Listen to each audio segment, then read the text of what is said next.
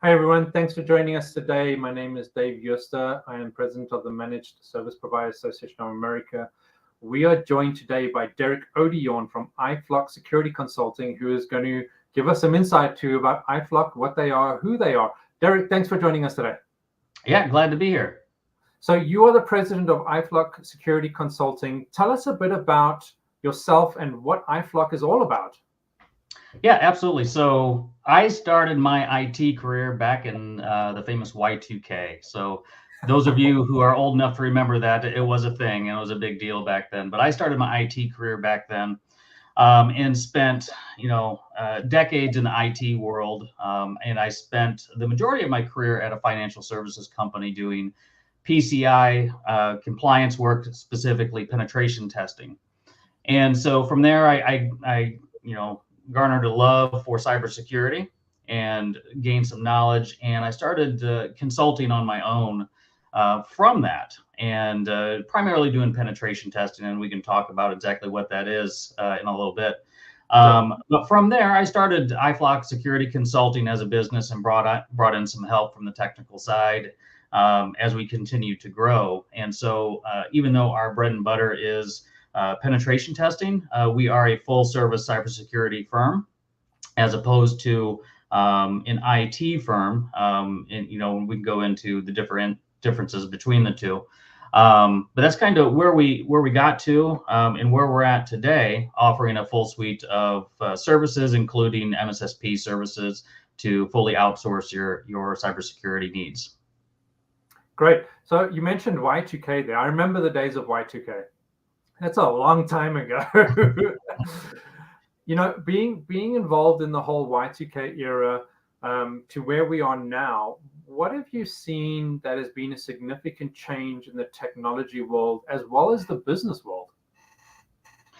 Honestly, probably the biggest thing is awareness. Back in those days, in the early days, the internet was somewhat of a new thing in business, and you had your super fast 1.5 meg T1s and this and that. But as I think back through my early years, there was hacking, there was things going on, and we just were not aware of it. We didn't know. All of a sudden, websites were hosting malware and all this stuff, and it wasn't really a known thing. As we look back now, we see it. But unfortunately, it seems like the industry as a whole tends to be somewhat reactive, meaning attackers get sophisticated, so we respond with new detection and tools and capabilities, and we go back and forth, right? So now defensively we have this, and we go back and forth. So I think the biggest thing that continues to change, there is technology of that, but is the awareness, not only as the business, but also as end users. So that's from a technology perspective, right? So, companies who are not technologically orientated, how has it changed for them? It's become more relevant, right? So nobody is immune to the attackers today. Everything's connected. We're in Y2K, there was very few things connected. Just the larger businesses had the internet and things like that. Today, every small mom and pop, they have some sort of a credit card machine, a computer that's connected to the internet, whether it's inventory or CRM systems or something like that. Everything is connected. So nobody is really immune to the lack of cybersecurity. We all need it in some form or fashion. And so earlier on, you said that your company ranges and hosts a range of IT services. With your relationships and business acquaintances that you have, what is one of the most common requests that you get? For us, it's penetration testing. That's usually where the conversation starts, historically speaking. And that conversation doesn't come from the small mom and pop or retail shops and things like that, because they're just from a compliance standpoint, they're probably not required to do it. And so for us, that's the most common question. Where it generally goes to, though, is education, meaning Okay. let's talk about where you're at in your security journey. That's where I try to drive it. We want to meet the client where they're at and then decide, okay, where is it you need to get to? Is it a compliance-based requirement? Is it just, I don't know what's going on, I'm scared conversation? And so we then develop that roadmap with them to get them to that endpoint. Sure. Well, there's not an end, but at least plot a roadmap of the tools, the services, the technology, the education that they need to have in place to help them sleep at night. Okay. And do you find that a lot of companies are open to a lot of those changes? And I'm asking this for a particular reason. They are, as long as the budget allows it. Okay. And that's where I was going with this. So, all companies know that cybersecurity technology is advancing at rapid rates. We know that. And it changes every 6 months. It's how do you keep up with all that? But with that being said, there is a cost to all this.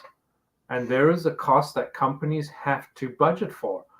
So companies, how do they actually do that? And what can we as technology providers help them or use to help them to accommodate for that? Yeah, so it's tough. The budget question is always the key aspect. Very rarely, even in large companies, it's like unlimited budget for cybersecurity. Yeah. Speaking, our area is primarily that small, medium sized business that we work with. We usually start the conversation. I talked about, education and that roadmap, but we start with basically a mini gap assessment. And we talk about insurance liability first. Do you have a policy, right? At a minimum, I feel like that's something you should have, because if you start to lose business and start to lose revenue, how do we make that up? Is it the vendor? Are we relying on them if we have a CrowdStrike incident? Or if it's an attacker, they're asking for ransomware, what are our choices? Do we pay the ransom? Do we, not do anything and rely on liability insurance to rebuild and things like that? Does our policy cover ransomware, right? So these are the conversations we start out and we have at a minimum. Let's just see where we're at. And through that investigation, we find out, do you have MFA? Do you have VPN? Sure. What's your email security like, right? And so we start to paint this picture of where are the gaps. And then we can see, okay, your premium for this coverage that you should have is X. But you know what? If we just implement a VPN or an MFA, it's going to cost you this much, but it's going to save you even more in your premiums. So that's the conversation we start to have. Yes, it's a budget conversation, but if you spend a little bit in technology, you might save even more in premiums. So you start to build this comprehensive package of liability insurance and technology to get you as secure as your budget will allow. Sure. So let me stop you there and go back one step here. So you're saying all this as a company that is going to be listening to you, and I understand that. Mm-hmm. But there are thousands upon thousands of technology providers out there. Mm-hmm. What about your company makes you different from somebody else that's just saying that? Right. And that's the the $1 million question. Sure. We focus on partnership, and that's where we like to differentiate ourselves that word, right? from the others, right? The whole idea of iFlock is that flock, and it's designed around partnership, understanding where you're at. And I always talk to people in that first meeting that I have with them. It's like, if you have a VPN in place, if you have MFA in place, we're not going to ask you to rip it out and put in our product. We want to understand from a cybersecurity standpoint, where are you at, and go with you on that journey. Not just do a pen test, not just sell you a product, but we want to be your partners in the entire cybersecurity framework. Do you feel that that partnership between client and technology provider is missing? In some aspect, yes. I've been able to be a part of or involved with many different cybersecurity companies over my career. And they will all be that they'll answer the phone, they'll do this and that. But there's a point where you get too large and you're just another customer. And yes, they will be able to provide all the services that you want.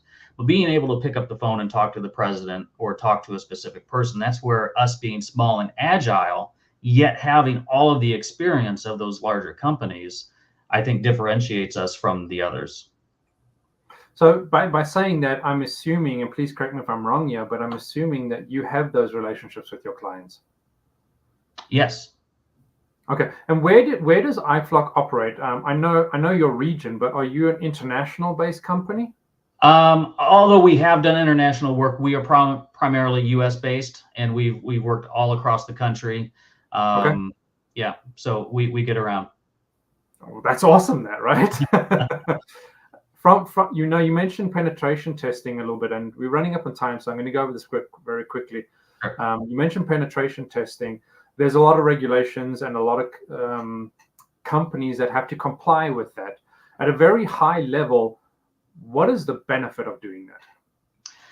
So number one, we always like to say we break in before the bad guys do, right? So you have your vulnerability management program and you do patching and things like that, but inevitably it doesn't cover everything. There's people, processes, and technology involved. Our job is to find and exploit those vulnerabilities to see if there is a way to get in, whether it's sensitive data or domain administrator on a Windows domain and things like that. And penetration testing does not really take into account your defenses. We're not trying to be covert in a penetration test. We'll be loud and proud, but our goal is to exploit everything and try to gain access, thereby providing you all these things you didn't know, right? Oh, I didn't even think about X, Y, and Z, or I didn't understand that by having a weak password, you could completely own my network. So those are the things that come out of that. Sometimes compliance requires that, but sometimes pen testing isn't the right solution. It might be something like just a phishing assessment or a red team assessment, which is a different breed and a different outcome for those types of tests. Okay, thanks. That's very, very informative. That. So we're about a minute and a half left before we close here today. But before we do close, Derek, you've obviously been in the industry for very, very long. You obviously are very experienced in what you do. You obviously have a very high kind of caliber client that you do a lot of these pen tests for. That's very evident. That for anyone who is watching, like you said, the mom and pop shop, like the small business owner, like the one-man shows that are out there, what comments or closing comments could you say to them for their next steps when they're considering a technology provider? Call.